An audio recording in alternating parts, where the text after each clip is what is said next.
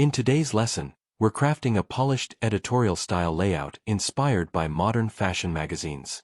Start with a full bleed portrait or model shot covering the entire canvas.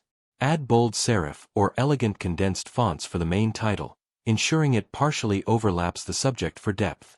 Insert smaller subheadings with lighter weight fonts to create contrast. Play with large negative space around the text to maintain sophistication. Add subtle gradient tints or soft film grain for texture. Introduce minimalist shapes like thin lines or small dots to guide the reader's eye. Keep the color palette limited, usually black, white, and one accent tone. Once arranged, the result looks refined and editorial ready. Let's design a cover board typage.